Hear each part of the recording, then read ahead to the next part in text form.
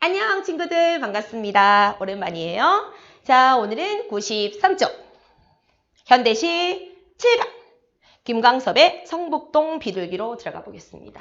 자, 여러분들 혹시 난쟁이가 쏘아 올린 작은 공 아십니까?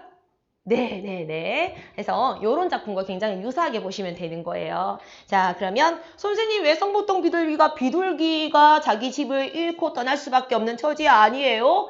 또한 맞습니다. 맞는데 이 비둘기를 비둘기만으로 생각하지 마시고 자, 여러분 우리 낙원구 행복동에서 자신의 삶의 처지를 빼앗길 수밖에 없었던 난쟁이 가족, 소시민들, 소외된 계층, 도시 빈민 계층들을 떠올리시면 시가 깊이 있는 해석이 될 것 같습니다. 자, 우리 그러면 김광섭의 성북동 비둘기로 한번 가볼까요?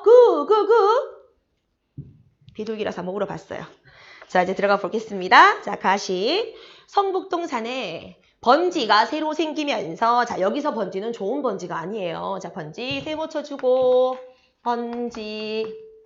자, 이 번지는 산업화 개발이 되고 있는 지역입니다. 산업화,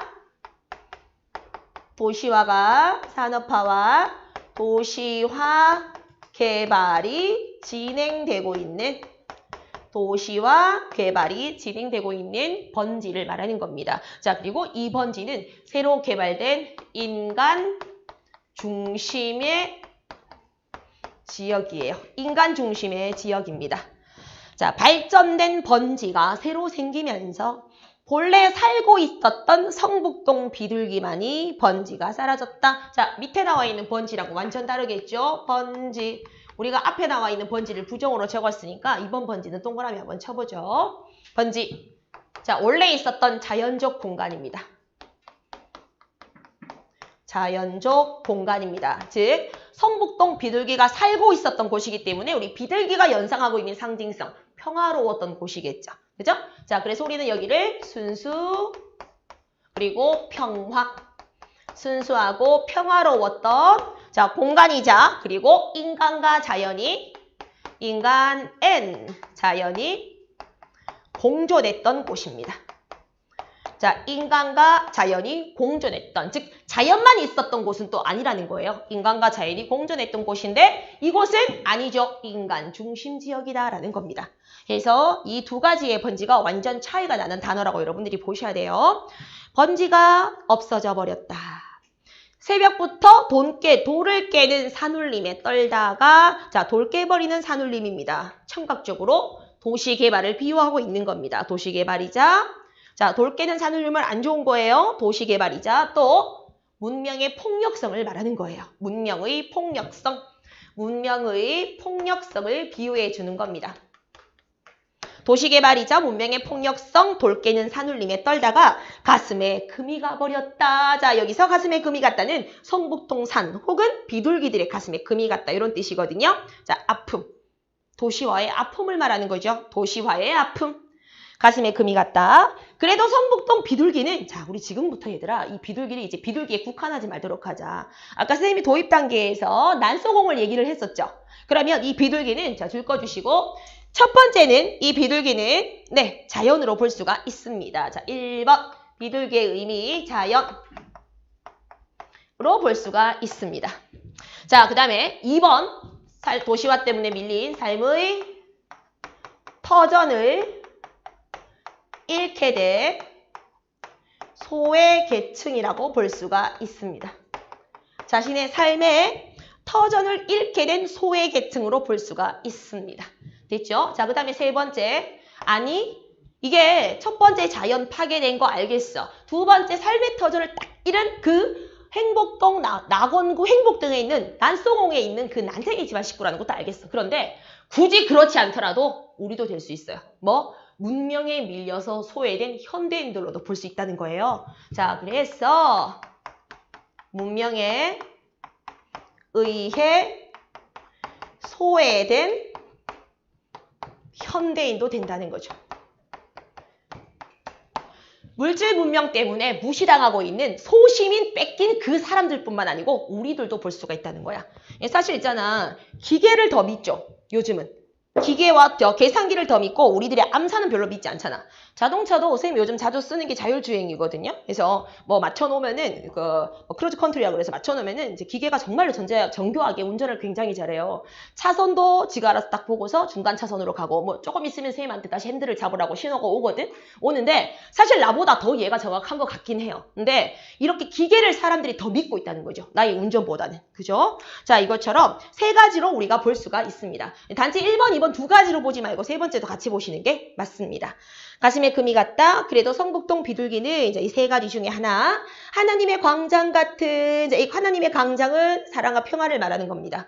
사랑과 평화 같은 새파란 아침 하늘에 그래도 성북동 주민에게 축복의 메시지는 아까 앞에 나왔던 사랑과 평화입니다. 사랑하자, 평화롭게 살자라는 메시지를 전하듯 성북동 한 바퀴 하늘을 한 바퀴 돈다. 자, 자기의 터전을 밀렸어. 비둘기가 뺏겼어요. 빼앗겼음에도 불구하고 사람들과 같이 살고 싶어서 사랑의 메시지를 주는 겁니다. 어떻게 살자고? 사랑과 평화롭게 살자고? 자, 그러면은 성북동 하늘을 한 바퀴 돈다라는 말은 땡땡 인간과 공존하고자 하는 비둘기를 말하는 거예요. 인간과 공존을 소망하는 비둘기. 여기서 우리는 이 비둘기라는 존재가 진짜 평화로운 존재구나. 그런데 우리는 이렇게 터전을 빼앗겨서 슬픈 비둘기가 오히려 우리를 용서하는 모습을 보면서 더 반성을 유도하는 거야. 이해하시겠습니까? 자, 원래 있던 집을 빼앗긴 거는 비둘기예요. 그런데 우리랑 공존하자고 사랑의 메시지를 주고 있는 거죠. 그래서 우리는 좀 더 비판의식이 부각이 된다는 걸 여기서 알 수가 있다는 거예요. 비판의식을 부각하기 위한 의도입니다.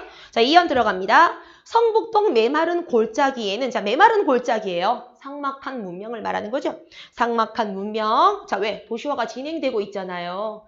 도시화가 진행되고 있기 때문에 삭막한 문명에 메마른 골짜기에는 조용히 앉아서 콩알 하나 찍어 먹을 정도의, 자, 이게 엄청 부자고 이런 모습인가요?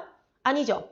소박한 삶입니다. 소박한 삶을 살 수 있는 널찍한 마당은커녕, 이 널찍한 마당은 그냥 삶의 터전이에요.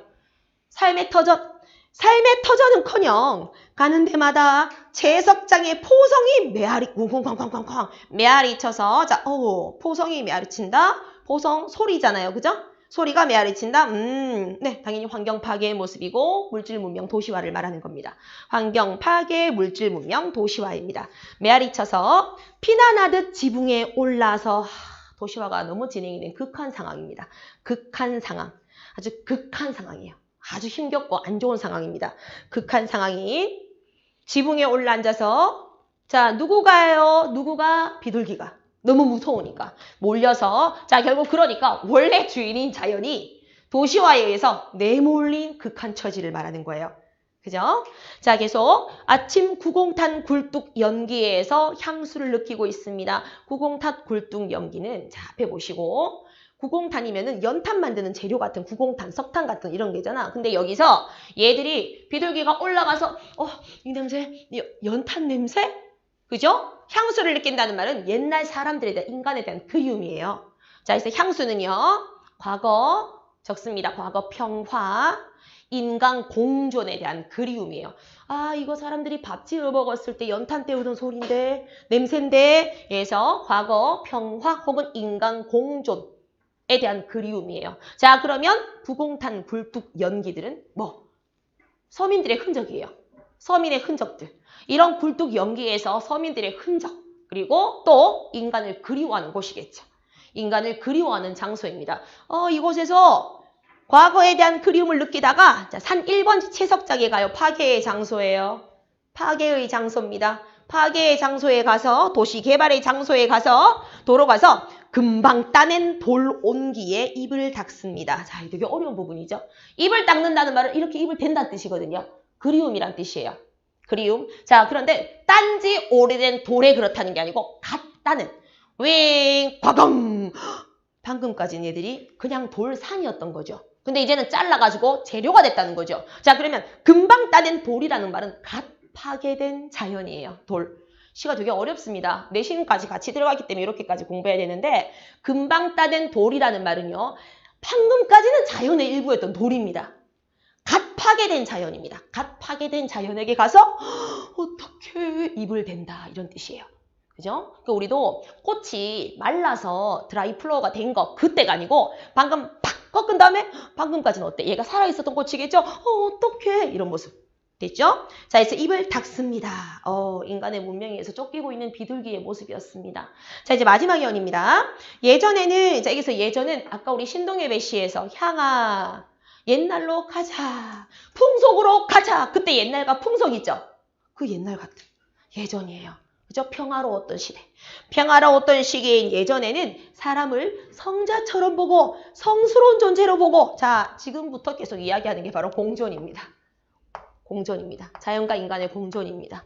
공존. 사람 가까이에 사람과 같이 사랑하고 사람과 같이 평화를 즐기던 사랑과 평화의 새 비둘기. 우리 비둘기를 사람과 멀리 떨어진 존재가 아니고 사람과 살면서 사랑과 평화를 즐기던 이라고 표현했다는 거죠.